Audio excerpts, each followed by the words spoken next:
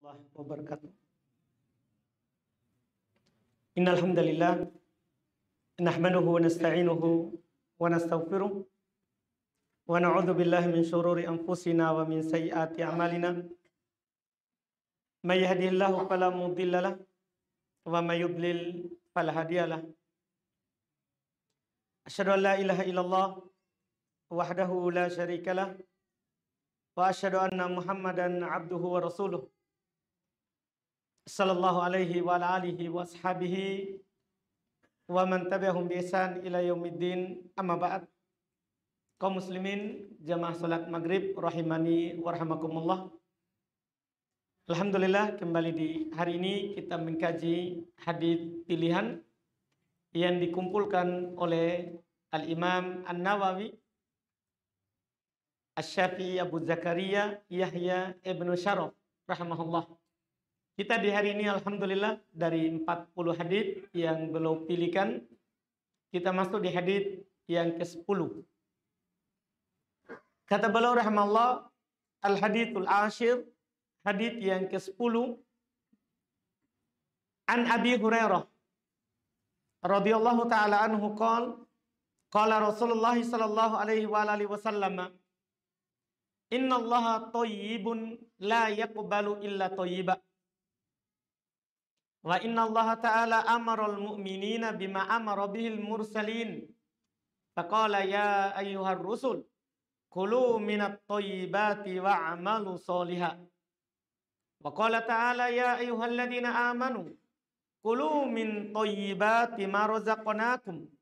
Tsumma dzakara rajul yutilu safar ash'ath akbar yamuddu yadayhi ila sama, ya Rabb ya Rabb, wa mat'amuhu haram, wa mashrabuhu haram, wa malbasuhu haram, wa ghudhiya bil haram, fa anna yustajabu lidzalik. Rawahu Muslim. Hadis yang beliau bawakan ini adalah hadis riwayat Imam Muslim rahimahullah. Beliau sampaikan hadis yang sangat agung sekali, sangat mulia dan sangat utama serta penting untuk kita tahu. Ini terkait dengan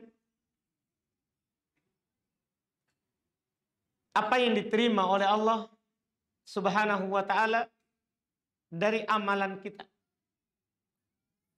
Serta juga terdapat penyampaian apa penghalang dari amalan itu diterima oleh Allah Subhanahu wa taala. Karena dalam ajaran Nabi kita Muhammad SAW itu dari dua sisi itu. Penjelasan amalan yang diterima sekaligus penjelasan amalan yang tidak akan diterima. Kata beliau dari Abu Hurairah radhiyallahu taala anhu, beliau berkata, Rasulullah SAW bersabda, innallaha thayyibun, Allah itu maha baik. Ini yang Nabi SAW buka lafaz hadis dengan penyampaian sebuah nama Allah Subhanahu wa taala. Allah punya nama sebagaimana Allah punya sifat. Di antara nama Allah adalah At-Thayyib, yang maha baik. Jadi Nabi katakan Allah itu maha baik. Karena Allah maha baik, la yaqbalu illa thayyiba, maka dia tidak menerima kecuali yang baik saja. Apapun itu yang kita lakukan berupa amalan, puasa, sholat, zakat, apalagi sedekah yang memang ada lafaz khusus dari Nabi kita Muhammad sallallahu alaihi wasallam yang terkait dengan lafaz sedekah. Dalam hadis riwayat Imam Al-Bukhari dan Imam Muslim, kata Nabi SAW, la yatasaddaqu ahadun bisadaqatin min kasbin thayyibin wa la yaqbalullahu illa thayyiba. Tidaklah seorang itu bersedekah dengan sebuah sedekah dari usaha yang baik, dan Allah tidak menerima kecuali yang baik. Illa aqdahar rahmanu biyaminihi. Kecuali sedekah yang baik itu Allah Ar-Rahman akan menerimanya dengan tangan kanannya. Itu kalau dari yang baik. Ini dari hadis riwayat Imam Al-Bukhari dan Imam Muslim. Ini yang kita baca di sini yang dipilihkan oleh penulis, ini riwayat Muslim saja. Tapi dalam riwayat Imam Al-Bukhari dan Muslim itu khusus sedekah. Tidaklah seorang itu bersedekah dengan dari usaha yang halal, usaha yang mubah. Kemudian dia bersedekah dengan sebuah sedekah, apakah kecil atau besar, dari usaha yang baik, kecuali Allah akan menerimanya dengan tangan kanannya. Wala yaqbalu illa thayyiba, dan Allah tidak menerima kecuali yang baik. Ini sedekah. Demikian pula amalan-amalan yang lain. Karena hadis ini adalah hadis yang bermakna umum, bukan hanya sedekah saja. Apa saja yang kita lakukan, maka yang diterima dari kita adalah yang baik saja. Yang baik saja. Seperti misalnya, kalau kita beramal berupa amalan hati, maka yang diterima dari amalan hati kita yang baik saja. Amalan lisan, ucapan, maka dari ucapan kita yang diterima adalah yang baik saja. Walaupun itu ringan, mudah diucapkan, tapi kalau itu baik, itu yang Allah terima. Misal dalam hadis riwayat Imam Al-Bukhari dari Abu Hurairah radhiyallahu taala anhu, kata beliau, Nabi SAW bersabda, kalimatan khafifatan 'alal lisan, sakilatan fil mizan, habibatan ila rahman. Ada dua kalimat pendek, ringan diucapkan. Ini ibadah lisan namanya, ibadah lisan kita, lidah kita. Ada dua kalimat, kata Nabi, ringan diucapan, tapi berat di timbangan. Serta keduanya dicintai oleh Ar-Rahman. Subhanallahi wa bihamdihi subhanallahi al-azim. Dua kalimat ini mudah kita ucapkan, tapi karena itu adalah hal yang baik, maka itu lebih dicintai oleh Ar-Rahman daripada yang berat dan yang banyak, tapi tidak baik. Kita lakukan besar tapi mau didengar. Kita lakukan besar tapi mau dilihat. Kita lakukan besar tapi kita mau disebut. Itu tidak baik. Bahkan Nabi SAW mengingatkan di hadits lain, kalau amalannya sekedar mau dilihat, didengar atau diucapkan, nanti orang yang paling pertama sekali dibakar dalam api neraka, kata Nabi SAW, 3 golongan. Di antaranya satu golongan yang kita mau sampaikan saat ini adalah seorang lelaki bersedekah, punya harta. Dipanggil oleh Allah Subhanahu wa taala, apa yang kamu lakukan tentang hartamu? Dia bilang, saya habiskan di jalan. Iya. Ada yang mengatakan dusta. Dusta. Sesungguhnya dia adalah bersedekah liqol jawad. Dia bersedekah supaya dibilang, oh dia dermawan. Itu orang dermawan sekali. Mau disebut. Sebagian orang kan begitu. Sedekah mau disebut namanya di masjid. Iya, mau disebut namanya di masjid. Iya, ini walaupun besar, itu tidak baik. Karena Allah hanya menerima yang baik saja. Tidak ada yang diterima oleh Allah Subhanahu wa taala kecuali yang baik. Ini dari amalan. Ini dari amalan. Kata Allah Subhanahu wa taala di ayat yang lain, "Qul la yastawil khabithu wat thayyib walau a'jabaka kathratul khabith." Katakan wahai Muhammad kepada umatmu. Ini ayat seakan-akan baru kita dengar dari Nabi kita hari ini kalau kita baca. Karena Allah perintahkan nabinya untuk bilang ke kita, Kul, katakan wahai Muhammad, la yastawil khabithu wat thayyib. Tidak sama itu yang tidak baik dengan yang baik. Walau a'jabaka kathratul khabith. Walaupun banyak yang tidak baik itu menakjubkan. Kita lihat, banyak sekali Masya Allah. Kita takjub terhadapnya, kagum terhadapnya. Tapi kalau tidak baik, maka itu tidak sama dengan yang baik. Tidak sama dengan yang baik. Ini yang dikatakan oleh Allah Subhanahu wa ta'ala. Demikian pula di firman-firmannya yang lain sangat banyak sekali. Di antaranya apa yang beliau sebutkan di ayat ini. Setelah Nabi SAW katakan, Inna Allah thayyibun la yaqbalu illa thayyiba. Sesungguhnya Allah itu maha baik, tidak menerima kecuali yang baik saja.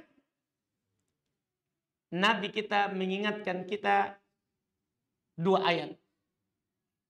Yang sama antara kita umat dengan para Nabi dan Rasul Allah Subhanahu wa ta'ala. Belum berkata, Inna Allah ta'ala amarul mu'minin. Sesungguhnya Allah Subhanahu wa ta'ala, kata Nabi, memerintahkan orang-orang yang beriman. Kita semua. Semua yang mengaku beriman. Allah perintahkan kita.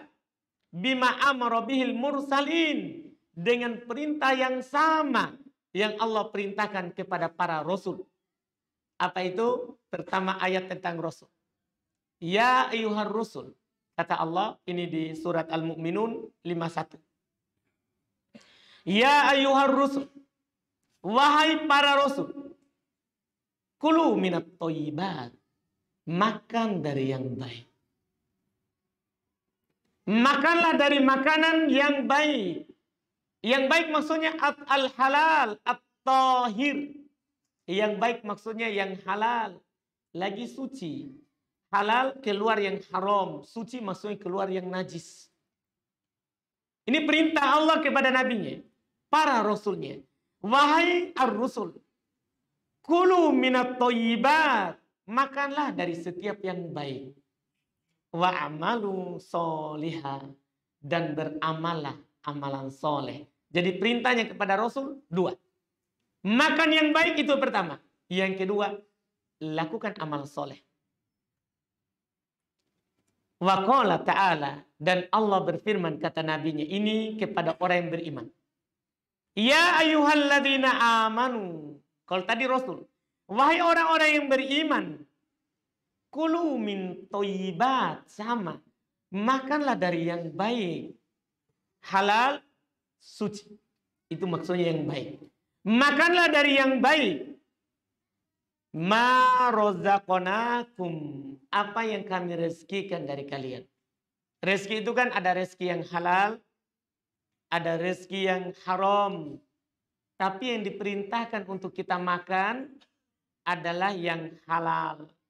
Kalau misalnya kita punya rezeki yang halal, terus kadang datang yang haram, jangan makan yang haram. Sudah ada keterangan dalam syariat kita. Sudah ada. Contoh sangat banyak yang dicontoh ulama kita. Contoh nyata lah di masa kita sekarang ini. Ya, karena tidak seorang pun mungkin yang punya uang kecuali pasti ada dia simpan di bank. Tidak ada masalah kalau orang simpan di bank uangnya daripada simpan di rumah. Karena ini dalam bab menjaga harta. Ya, untuk menjaga uang kita. Karena kalau simpan di rumah tidak aman. Ini harta kita usahakan halal. Kita taruh di bank. Muncul bunganya. Berarti kan bunganya apa ini? Kan riba. Ya, makan yang halal saja. Ini yang kita simpan. Bunganya kita ambil, kita jangan makan. Karena itu tidak baik. Kita kasih ke kebutuhan umum. Bangun sekolah. Jangan bangun masjid. Karena tidak bisa bangun masjid dari uang haram. Dengan dalil awal ayat, awal hadis. Allah maha baik, tidak menerima kecuali yang baik saja. Jadi kita bangun tempat fasilitas umum. Itu yang pertama. Yang kedua, kasih miskin. Untuk kita tidak boleh. Ini contoh. Demikian pula yang lain. Dari yang disebutkan oleh para ulama kita. Mereka contohkan misalnya ada orang sholat. Sholat bagus. Tapi dia pakai baju yang dia curi. Nah, ini kan tidak bagus. Lakukan yang baik, sholat. Jangan pakai baju yang dicuri. Itu contoh. Iya. Kita bangun tempat ibadah, masjid misalnya. Bagus. Tapi jangan bangun di atas tanah yang dicuri. Yang dipaksa, rampok dari orang.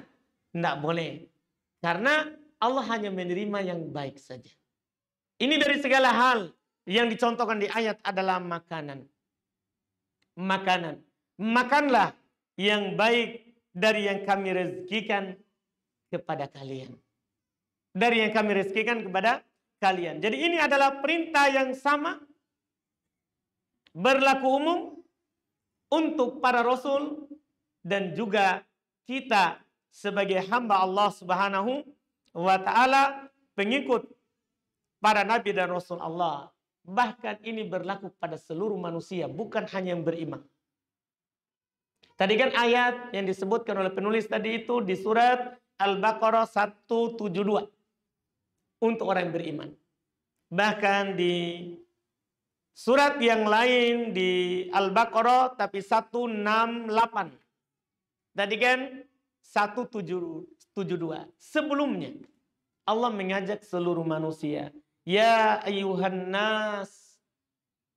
Panggilannya bukan yang beriman. Wahai seluruh manusia. Iya.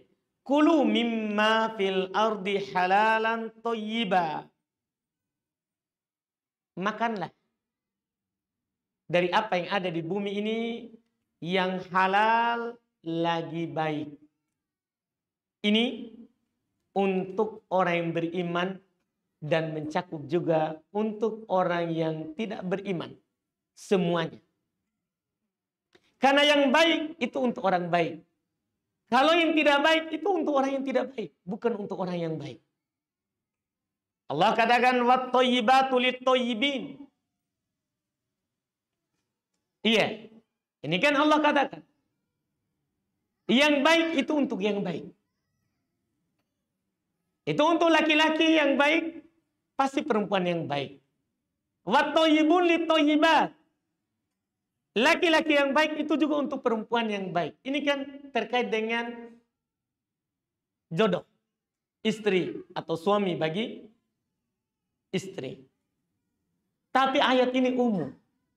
Disebutkan oleh para ulama rahimahumullah. Kenapa kita orang beriman diperintahkan untuk memakan yang baik? Karena kita orang baik, maka harus makan yang baik. Tidak boleh makan yang tidak baik. Sebagaimana kalau kita punya jodoh, kita orang beriman, kita harus pilih orang yang beriman juga. Ya, kita harus pilih orang yang beriman. Karena yang baik itu untuk yang baik. Tidak sebaliknya. Tidak sebaliknya. Ini yang disebutkan oleh Allah Subhanahu wa ta'ala di dalam Al-Quran, dan yang akan naik kepada Allah itu hanya yang baik saja. Tidak akan naik ke langit kalau yang kita lakukan itu adalah tidak baik. Allah Subhanahu wa ta'ala berfirman menjelaskan apa yang saya katakan tadi, ilaihi yas'adul kalimut thayyib. Hanya kepadanya kalimat yang baik itu akan naik. Hanya kepadanya saja. Yang akan naik kalimat yang baik. Oleh karena itu Rasulullah Shallallahu Alaihi Wasallam, Nabi kita, ya, beliau menuntun apa yang kita butuhkan dari kebaikan. Tidak ada sesuatu kebaikan pun kecuali pasti Nabi kita sudah sampaikan. Bahkan kata Salman Al-Farisi radhiyallahu taala anhu, hatta al-qiraah, jangan makanan dan minuman. Nabi sampai mengajarkan kita yang baik sampai tata cara buang hajat, buang air besar kecil. Sampai seperti itu. Karena ada yang baik dari buang air itu. Beliau ajarkan, kalau buang air, itu ketika kita membersihkan kotoran, harus pakai kiri, jangan kanan. Iya, ini kan baik. Kalau kita melihat kan sama saja kanan dan kiri. Tapi kan sebentar kita mau makan. Kita dianjurkan pakai yang kanan. Gimana caranya habis cebok, kita pergi pegang jalan kote. Kan tidak bagus. Iya, tidak enak. Jijik orang melihatnya. Kan begitu. Kita sendiri jijik. Maka syariat mengajarkan kita yang baik. Dalam buang air. Dalam buang air. Makanya Nabi SAW senang dengan yang kanan-kanan. Kalau yang perkara baik. Kata Aisyah, karena Nabi SAW yu'jibuhu tayammun. Adalah Nabi kita Muhammad SAW suka memulai dengan yang kanan.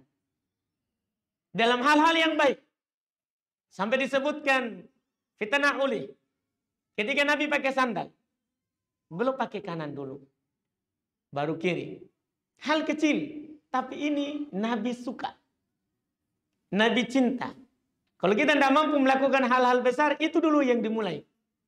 Iya. Karena sebagian kita mungkin tidak bisa berjenggot, masih malu. Padahal ini kan jelas. Nabi contohkan, Nabi perintahkan. Tapi karena sebagian kita belum bisa. Ya kalau tidak bisa yang besar, kecil saja dulu. Kita latih untuk mentaati Nabi kita, mengikutinya. Nabi suka kanan kalau pakai sandal. Ya kita pakai yang kanan. Hal itu akan mendorong kita untuk melakukan yang lain lagi nanti. Tapi kalau hal kecil tidak dilakukan, susah hal besar mau dilakukan. Nabi kalau sandal pakai kanan dulu. Watuhurihi, Nabi kalau bersuci kanan dulu. Walaupun boleh kita kiri. Tidak ada masalah orang berwudu, dia cuci tangan kirinya dulu baru kanan. Tidak ada masalah. Cuman Nabi suka yang kanan dulu. Nabi suka yang kanan. Tidak batal wudu kalau kita cuci kiri dulu baru kanan. Tidak batal. Tapi kita menyelisih sunnah Nabi. Watarujulihi, bahkan Nabi SAW kanan kalau bersisir. Beliau kalau menyisir, beliau sisir dulu bagian kanan. Baru bagian kiri. Baru bagian kiri. Ini hal kecil namanya. Bahkan kata Aisyah, wa fi sya'ni kulli, pada setiap keadaannya, beliau suka pakai yang kanan. Dimakan. Beliau katakan, kul biyaminik. Makan pakai tangan kananmu. Nabi juga katakan, stamillah. Baca bismillah. Kalau makan, ini baik. Karena kalau kita tidak baca bismillah, syaitan berserikat. Kan tidak enak. Makan sama syaitan. Iya. Makanan enak kita makan, syaitan juga makanan enak. Tapi baca bismillah. Syaitan tidak ikut makan. Syaitan tidak ikut makan. Ini dikatakan. Terus kalau makan, jangan disisakan. Kalau memang itu dibawa kekuasaan kita, kita yang tambah, kita yang ambil. Beda kalau memang sudah ada porsinya. Kemudian kita tidak mampu habiskan. Itu kan ada urusan kita di situ. Tapi kalau kita sendiri yang mengaturnya. Makanan jangan sisa. Ini hal-hal kecil. Ini hal-hal yang baik. Yang diajarkan dalam syariat kita. Demikian pula banyak sekali perkara kecil. Perkara kecil. Yang diajarkan oleh Nabi kita Muhammad SAW. Ya, hal-hal yang baik. Semuanya telah diajarkan. Apalagi perkara besar. Masalah sholat, Nabi sudah ajarkan dari takbir sampai salam. Belum pernah ajarkan dengan ucapan, dengan perbuatan. Belum pernah sholat di atas mimbar supaya dilihat bagaimana sholatnya. Puasa, Nabi ajarkan bagaimana itu berpuasa. Ada para sahabat yang melakukan puasa wisol, puasa lanjut. Hari ini puasa, tidak makan waktu buka. Dia mau lanjut sampai besok. Nabi larang, jangan melakukan puasa wisol. Puasa biasa saja. Dari terbit fajar sampai terbenam matahari. Terus Nabi dikatakan oleh sahabat, engkau melakukan wisol ya Rasulullah. Karena Nabi belum melakukan puasa berturut-turut 2 hari.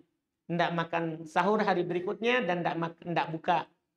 Kata Nabi SAW, saya beda. Saya dikasih makan oleh Robku dan saya dikasih minum. Kalian kan tidak. Jadi Nabi ajarkan.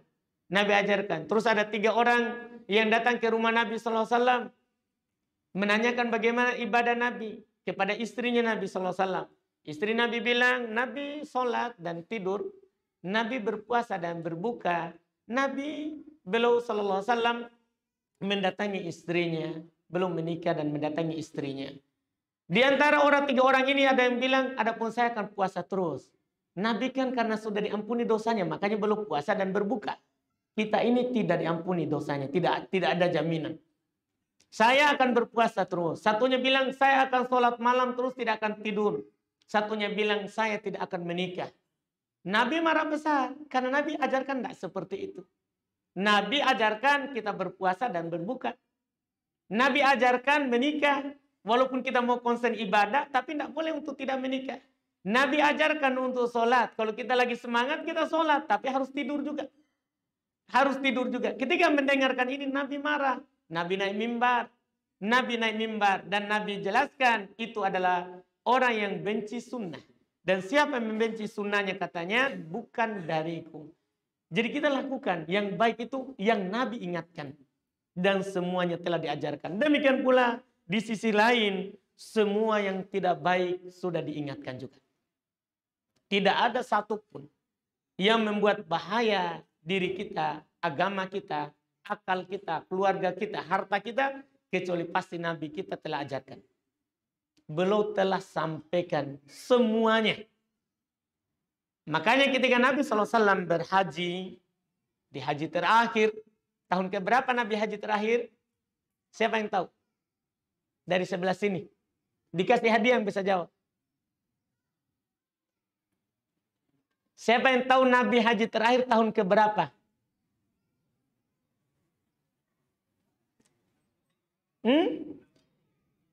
Umur 63 Hijriah. Oh, usianya Nabi. Di usia 63 tahun berapa Hijriah, Pak? Kenapa beliau bilang 63? Saya curiga. Mungkin karena beliau ingat. Oh, umur Nabi kan 63. Pasti haji terakhirnya umur terakhir. Itu masalah Pak Jaban itu. Tahun keberapa Hijriah, Pak? Yang itu, Pak. Kita berapa, Pak? 13. Wah, tidak ada hadiah ini kalau berserikat. Tidak jadi. Iya. Jadi Nabi haji terakhir tidak jadi hadiah ya. Karena semuanya menjawab. Coba angkat tangan tadi. Jadi Nabi haji terakhir itu tahun 10 Hijriah. Dipahami? Karena Nabi taklukan Makkah tahun ke-8. Kemudian tahun ke-9 datang Abu Bakar dan Ali berhaji. Nabi tidak ikut. Mengumumkan kepada manusia bahwa tahun depan tidak boleh lagi ada orang musyrik haji. Tidak boleh lagi ada orang tawaf telanjang. Karena sebelumnya orang tawaf telanjang. Kalau tidak bawa, kalau tidak bisa beli pakaian. Di tahun ke-10 Nabi haji. Saat haji terakhir inilah turun ayat kata orang Yahudi kepada Umar ibn Khattab. Seandainya kepada kami turun itu ayat, kami akan berhari raya. Di hari itu turun. Iya. Dikatakan oleh orang Yahudi kepada Umar. Seandainya di kami itu turun, kami akan merayakannya. Tapi kan kita umat Islam, tidak boleh sembarang kasih hari raya. Kata Umar, saya tahu ayat itu. Kapan diturunkan? Hari apa? Saat Nabi apa? Kata Umar, itu ayat turun saat hari Jumat. Hari Arafah, saat Nabi wukuf. Jadi sudah hari Jumat, Nabi wukuf, hari Arafah.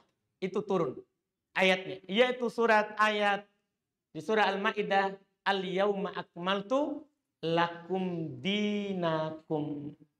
Pada hari ini, hari Arafah, haji terakhir. Karena pulang dari sini, Nabi sakit, meninggal beliau. Sallallahu alaihi wasallam. Iya. Pada hari ini, saya sudah sempurnakan agama ini untuk kalian. Dan terjaga. Sampai nanti hari kiamat, ini agama tidak akan berubah. Halal haramnya. Bagaimanapun caranya orang berusaha untuk merubah, tidak akan mampu. Karena inna nahnu nazzalna dzikra wa inna lahu lahafidun, kata Allah. Kami yang menurunkan Al-Quran ini dan kami yang akan menjaganya. Kami akan menjaganya dan sudah sempurna. Maka dengan ayat ini terdapat kabar gembira bahwa Nabi kita Muhammad SAW akan meninggal. Akan meninggal dalam keadaan agama kita sudah sempurna. Masih ada potongan kedua dari hadis, yaitu di antara seorang contoh dari Nabi, orang yang tidak diterima doanya karena makanannya haram, pakaiannya haram, ya. Ini kita ambil di pertemuan akan datang insya Allah. Potongan kedua ini karena terkait dengan sebab ditolaknya doa dari seorang hamba.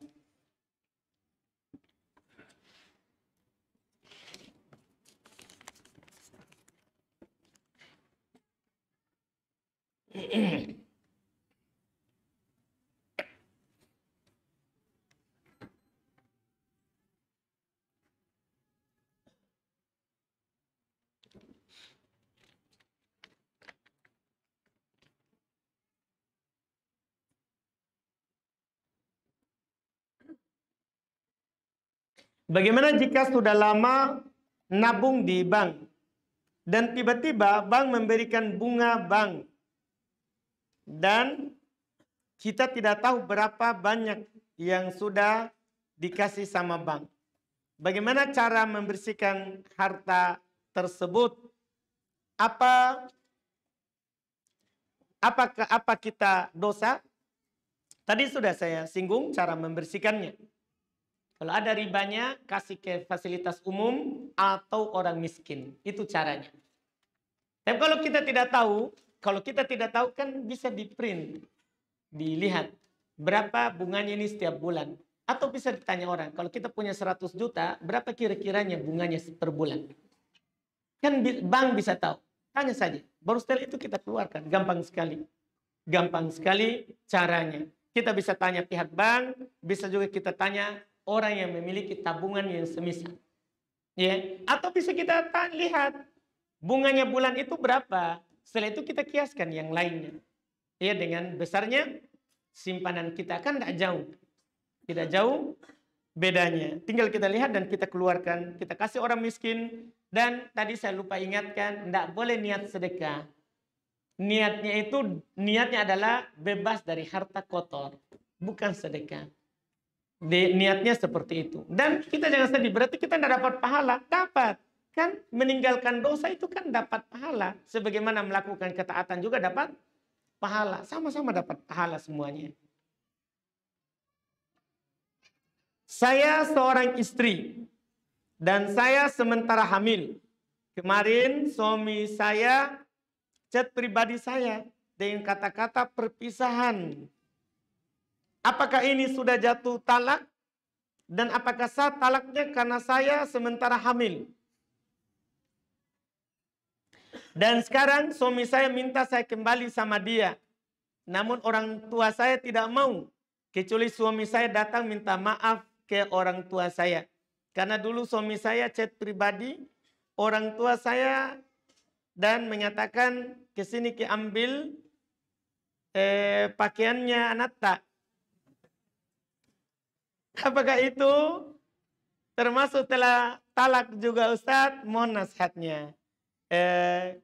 Ketika suami mengatakan kembali ke rumah orang tuamu, atau dia bilang ke orang tuanya, sini ambil pakaiannya anak tak. Ya, artinya ambil kembali anak tak, maksudnya begitu. Itu talak, namanya talak dengan kinayah. Talak tapi tidak shorihah, tidak jelas mengucapkan apa? Talak, tapi dihukumi talak, jatuh talak. Dan hukumnya jatuh talak satu. Jatuh talak satu. Walaupun sedang hamil. Walaupun sedang hamil. Hamil tidak menghalangi talak.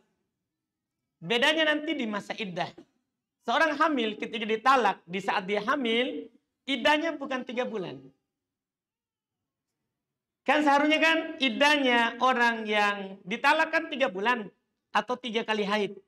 Tapi kalau orang hamil, iddahnya melahirkan. Masa iddahnya adalah jatuh waktu habis masa tunggunya melahirkan. Jadi kalau hari ini ditalak, besok melahirkan, selesai iddah pertama. Selesai masa iddahnya kalau melahirkan. Nah, ini harus hati-hati orang yang talak di saat istrinya hamil. Jangan sampai tiba-tiba langsung melahirkan karena dengar berita talak. Langsung habis masa iddahnya. Nah kalau keluar dari masa iddah itu ada keharusannya. Kalau talak satu, berarti kan dia harus nikah ulang. Akad ulang tanpa dia menikah dengan orang lain. Itu yang dia talak. Kalau keluar masa iddah, ya, itu kan ada keharusan yang disebut oleh para ulama. Bisa jatuh lanjut nanti talak 2. Kalau dia lanjutkan. Intinya, ya, walaupun cara rujuknya kan mudah di masa iddah. Kalau talak satu, cukup dia mendatangi istrinya, dia gauli, maka batal talak satunya. Batal talak satunya. Terkait dengan ini tadi, dia bilang suaminya sekarang sudah minta kembali, ya itu kalau memang ya baik untuk kita kembali, kita kembali. Alhamdulillah kita sholat istiqoroh, minta pilihan kepada Allah. Kalau itu baik untuk dunia agama kita, kita kembali. Kita kembali. Ya, dan suaminya harus di sini kalau memang dia jujur mau kembali dengan istrinya, ketika orang tuanya bilang suruh dulu datang minta maaf, datang ke sana, tidak ada masalah. Ya, kita akan menjadi suami yang bagus kalau kita berani minta maaf. Pemberani itu bukan hanya sekedar yang marah-marah saja. Bukan, pemberani itu yang mengaku salah. Kalau dia salah. Itu pemberani yang disebutkan. Jadi kita kalau memang harus minta maaf karena ucapan kita yang sebelumnya salah, kita ke sana sebagai suami. Kita ke sana sebagai suami. Iya. Ini kalau talak tadi talak satu. Langsung kembali saja rujuk. Dengan cara mendatanginya, berdamai, selesai. Beda kalau talak tiga. Kapan sudah talak tiga, maka tidak boleh mereka rujuk. Kecuali perempuan istrinya itu telah menikah dengan orang lain dan dia ditalak lagi. Maka boleh dia menikahinya lagi nanti setelah itu dengan mahar yang baru, saksi dua, dengan wali lagi. Dengan wali lagi, wallahualam.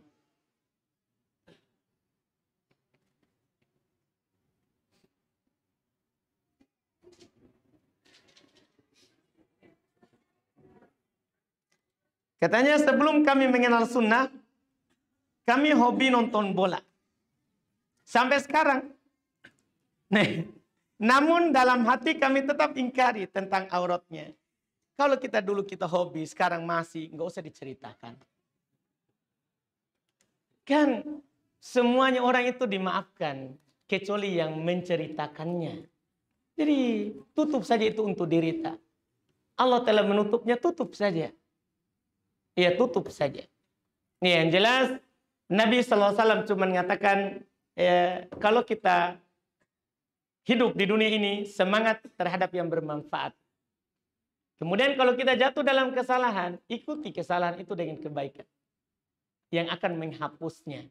Dan tidak perlu kita ceritakan. Kata Nabi, ihris alama yang fa'uk. Kamu bersemangatlah di atas apa yang bermanfaat. Ketika kita paham ini, insya Allah kita akan sadar apa yang harus kita lakukan di kehidupan dunia ini. Kemudian yang kedua tadi yang saya katakan, kalau kita jatuh dalam, kalau kita anggap, kita sadar itu adalah salah, dan itulah ciri kesalahan. Hati kita gelisah, kayaknya ini masalah. Maka itu salah. Kalau kita jatuh di situ, ikutkan dengan kebaikan. Kata Nabi, atbi'i as-sayyi'at al-hasanah tamhuha. Ikutkan keburukan itu dengan kebaikan. Lakukan kebaikan. Yang akan menghapusnya. Dan tutup hal tersebut untuk diri kita. Tidak perlu kita ceritakan. Tidak perlu kita ceritakan. Iya. Karena hati itu hanya ada di tangan Allah. Susah kita. Iya, mau mengaturnya. Kita hanya meminta kepada Allah supaya hati kita istiqomah. Tidak dipalingkan kepada hal-hal yang membuat bahaya agama kita. Ya, membuat bahaya dunia kita, akhirat kita. Itu saja.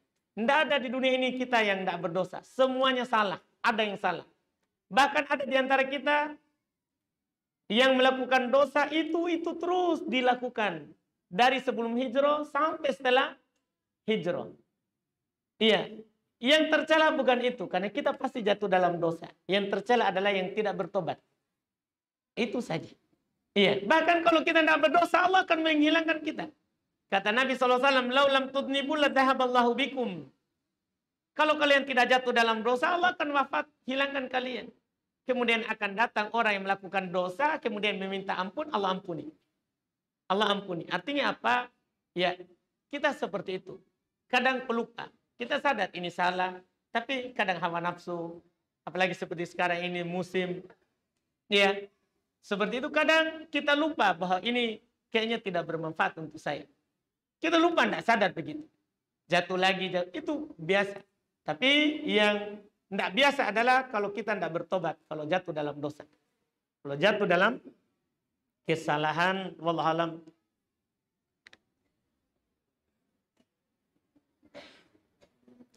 Saudara saya sering menitip uang untuk sedekah di suatu masjid. Tapi saya tidak sedekahkan. Ini masalah. Tapi masih lanjut. Siapa tahu ada masalahnya nih. Iya. Karena masjid itu yang saya tahu pengurus sering melakukan ritual bid'ah atau peringatan bid'ah. Tapi uangnya saya sedekahkan ke salah satu masjid sunnah. Apakah tindakan saya ini salah, Ustaz? Tergantung. Kakak kita menyebutkan nama masjidnya atau tidak. Kalau kakak kita mengamanahkan ke sebuah masjid yang dia sudah tentukan, salah. Kalau kita serahkan ke masjid lain. Karena itu amanah, mimbab amanah. Masalah orang akan melakukan di masjid itu apa? Itu kan masalah lain. Belum tentu uang tak yang dipakai. Kenapa kita langsung berburu sangka? Ini uangku dipakai perayaan yang bid'ah. Belum tentu. Siapa tahu kita dipakai untuk beli karpet. Bukan untuk perayaan itu. Iya kan? Jangan berburuk sangka. Kita harus berbaik sangka kepada orang. Kaum muslimin. Banyak di sana orang yang menuduh orang lain korupsi masjid. Karena dia sudah berburuk sangka dari awal. Dia berburuk sangka dari awal. Nah, berbaik sangka saja dulu. Sedekahkan ke masjid itu sesuai dengan amanahnya. Kalau diamanahkan. Tapi kalau saudara kita bilang, ini tolong kasih masjid. Dia tidak sebut masjid mana. Maka di sini boleh kita mengarahkan ke masjid yang lebih bermanfaat untuk saudara kita itu. Untuk saudara kita itu. Itu wallahualam hal tersebut tergantung dari niat atau penyebutan amanah dari saudara kita. Bolehkah kita mengucapkan alhamdulillah ketika hujan berhenti? Kami ingin ke majelis ilmu. Boleh, tidak ada masalah. Ya, karena berhentinya hujan ketika kita mau melakukan amalan itu juga nikmat. Itu juga adalah apa? Nikmat. Kan kita sudah mau melakukan amalan. Terus hujan. Akhirnya kita terhalangi. Terus kita berdoa, ya Allah, hentikanlah hujan. Kan boleh. Pindahkanlah hujan ini ke tempat lain. Kan boleh. Nabi kan pernah berdoa seperti itu. Allahumma hawalaina la alaina. Ya Allah, pindahkan dari kami, bukan kepada kami. Kan Nabi doakan. Berdoa seperti itu. Dan kalau kita berhenti hujannya, maka itu nikmat Allah. Boleh kita bilang, alhamdulillah. Apalagi walaupun kita anggap itu tidak baik, tetap kita bilang alhamdulillah. Karena kita, yang dicontohkan oleh Nabi SAW, Nabi itu kata Aisyah, kalau belum mendapatkan kebaikan, belum bilang alhamdulillah, bini'matihi tatimmus sholihat. Kalau belum mendapat hal yang tidak baik. Karena Nabi itu Nabi Allah, tapi juga belum mendapatkan hal yang tidak baik. Iya, hal yang tidak baik. Tapi bedanya sikap. Ketika belum mendapatkan hal yang tidak baik, belum juga tetap bilang alhamdulillah ala kulli hal. Jadi alhamdulillah itu bukan hanya dapat kebaikan. Tapi saat dapat keburukan, kita juga bilang apa? Alhamdulillah.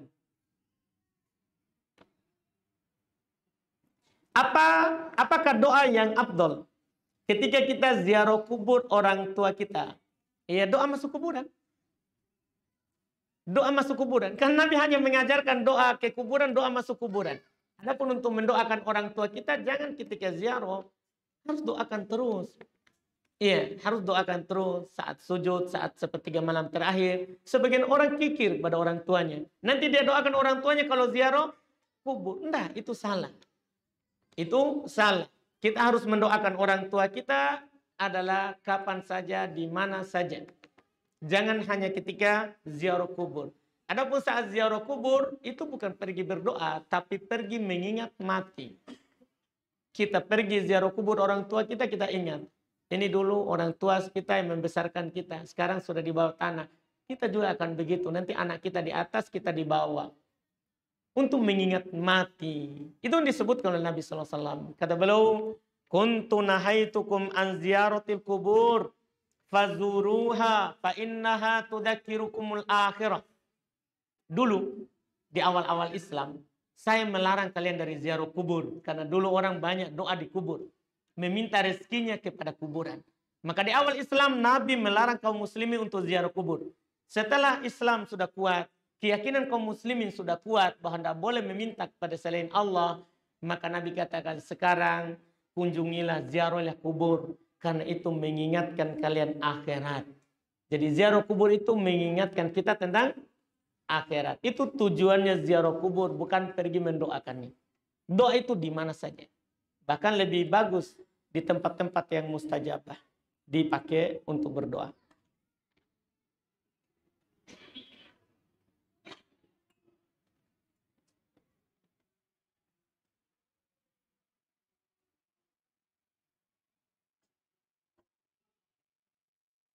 Apakah kata sifat Hanif melekat kepada Nabi Ibrahim alaihissalam sebagaimana sifat Al-Amin melekat pada Nabi Muhammad SAW?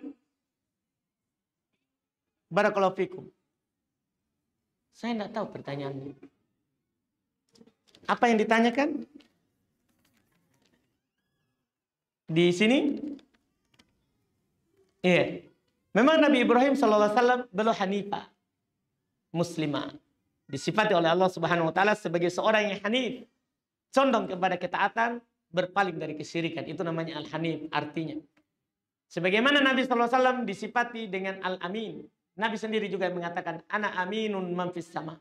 Saya ini adalah amin dari yang berada di atas langit. Itu Allah Subhanahu wa taala. Tapi saya tidak paham apa yang ditanyakan. Sudah? Alhamdulillah. Mohon maaf masih banyak, tapi saya sudah dikatakan Ustadz, itu berarti berhenti. Alhamdulillah. Insya Allah kita lanjut lagi di pertemuan akan datang. Subhanakallahumma hamdik, asyhadu an la ilaha illa anta astaghfiruka wa atubu ilaik. Assalamualaikum warahmatullahi wabarakatuh.